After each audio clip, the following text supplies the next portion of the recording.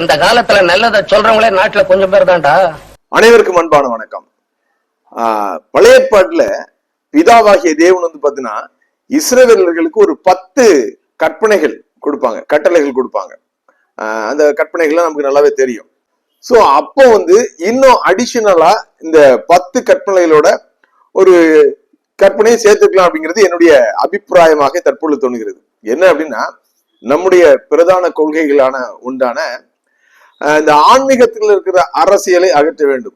அதாவது ஆன்மீகத்துக்குள் அரசியலை புகுத்தாதிருப்பாயாக, கர்த்தாவே எங்களுக்கு இறங்கி இந்த பிரமாணத்தை கை கொள்ள அப்படின்னு சொல்லி இப்ப நம்ம நம்ம பாட்டு பாடிப்போம்.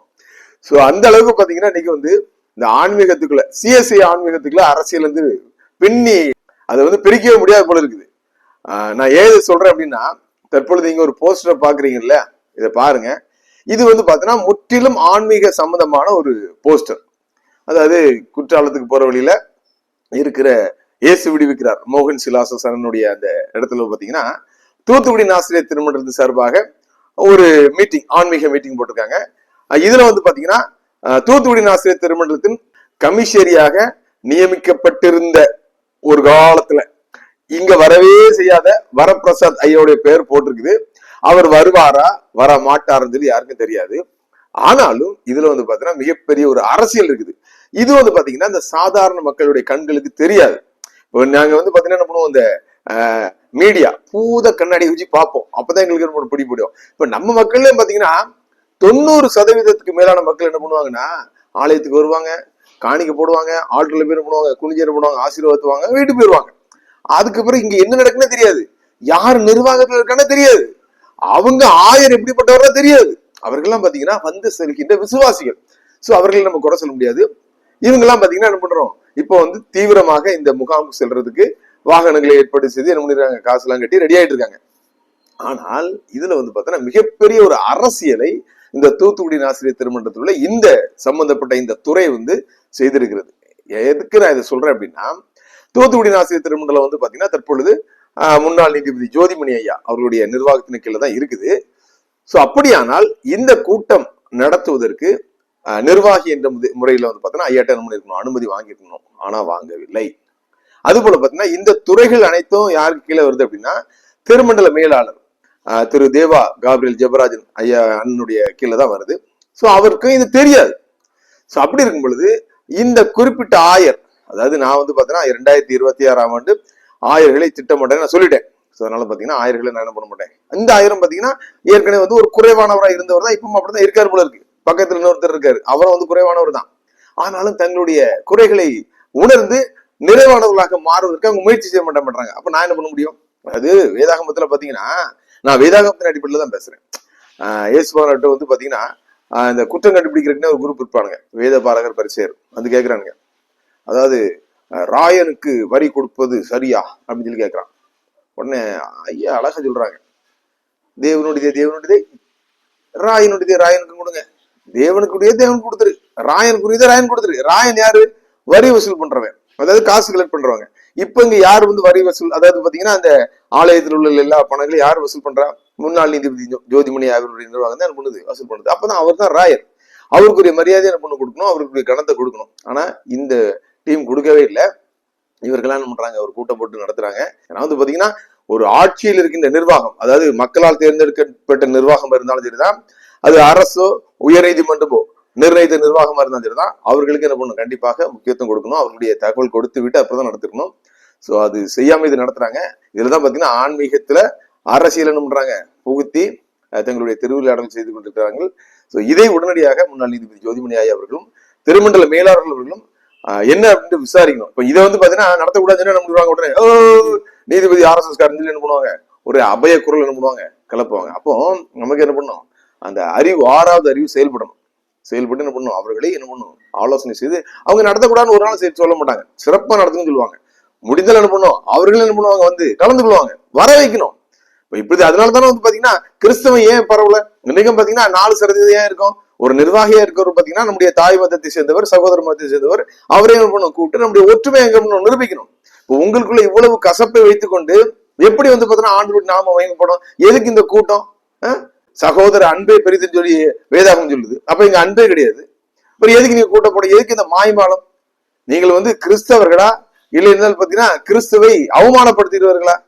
கனம் பண்ணுவதில் முந்திக் கொள்ளுங்கள் தான் பைபிள் சொல்லுது. சோ கனம் பண்ணாமல் அவர்களிடத்துல பெருமிச்சல் வாங்காம நடத்துற இந்த கூட்டத்துல வந்து பாத்தீங்கன்னா நீங்கள் கலந்து கொள்ளலாம். கண்டிப்பாக கர்த்தராகிய இயேசு கலந்து கொள்ள மாட்டார். நீங்க என்ன ஒரு பிக்னிக் போனா போற மாதிரி போயிட்டு வாங்க. சோ என்ன பண்ணலாம், அது வந்து உங்களை மகிழ்ச்சிப்படுத்துமே தவிர மற்றபடி பாத்தீங்கன்னா நிச்சயமாக எல்லாரையும் மதிக்க கற்றுக் கொடுக்கின்ற ஒரு தெய்வத்தை நிச்சயமாக இது வந்து திருப்திப்படுத்தாது என்பதுதான் என்னுடைய கருத்து. எனவே நிர்வாகம், தற்போது இருக்க நிர்வாகம் குறிப்பிட்ட இந்த ஆயர்கள் மேல கண்டிப்பான நடவடிக்கை எடுக்கணும். அடுத்தது பாத்தீங்கன்னா இன்னொரு கூட்டம், இது வந்து பாத்தீங்கன்னா நம்முடைய திருமண்டல மீட்பு இயக்கத்தின் சார்பாக நாம் வந்து வருகின்ற 17ஆம் தேதி சனிக்கிழமை புதுக்கோட்டையில கூட்டியிருக்கோம். இந்த கூட்டத்துக்கும் பாத்தீங்கன்னா நேற்றைய தினம் வந்து பாத்தீங்கன்னா ஒரு தற்போதைய டிசி எனக்கு கால் பண்ணாரு. சார் என் பேரை வெளியே சொல்லிடாதீங்க, நான் சொல்றதை ரெக்கார்டு எடுத்து பண்ணிடுறாங்க அப்படின்னு சொல்லி என்ன பண்ணாங்க சொன்னாங்க. சரி இந்த கூட்டத்துக்கு எத்தனை பேர் வருவாங்க அப்படின்னு கேட்டாரு. எனக்கு நான் சொன்னேன் தெரியாது அப்படின்னு. இதுக்கு யாராவது கூட்டுறீங்களா அப்படின்னு கேட்டாரு. வாய்ப்பே இல்லை, நான் யாரையும் கூடல அப்படின்னு. அப்போ வந்து பாத்தீங்கன்னா இங்க எப்படி நடத்துறியா அப்படின்னாங்க. நான் சொன்னேன் அவர் சொல்கிறார், நான் செய்கிறேன், அவ்வளவுதான். அப்போ வந்து எத்தனை பேர் வருவாரும் தெரியாதா? நான் வரலான்னு யோசித்தேன், ஆனா கொஞ்சம் பயமா இருந்தாரு. பயந்தவர்கள் அப்படி பயந்து கொண்டே இருங்கள், எங்களுக்கு எந்த பயமும் இல்லை. சோ அதனால என்ன பண்றோம், இது வந்து கடவுளுடைய நாம மகிமைக்காக.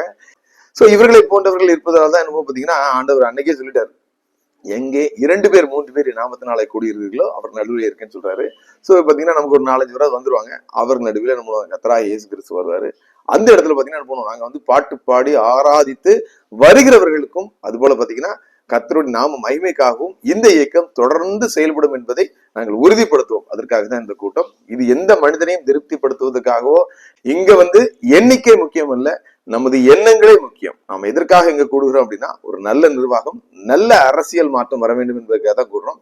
எனவே வந்து பாத்தீங்கன்னா ஆன்மீக கூட்டம் தான் இது தவிர பத்தி பாத்தீங்கன்னா இதுல வந்து பாத்தீங்கன்னா அரசியலுக்குள் ஒரு ஆன்மீகத்தை நம்ம புகுத்த வேண்டும் என்பதற்காக தான் கூடுகிறோம். எனவே நான் ஏற்கனவே சொன்னது விருப்பப்பட்டவர்கள் அனைவரும் வந்து தயவு செய்து கலந்து கொள்ள முடியாது அன்போடு கேட்டுக்கொள்கிறேன். இன்னொரு விஷயமும் சொல்றேன். அதாவது பைபிள்ல நீங்க வாசிங்கன்னா இயேசு கிறிஸ்து அவர் திரளான ஜனங்களை கண்டு என்ன பண்ணணும் அப்படின்னு சொல்லியிருக்கோம்.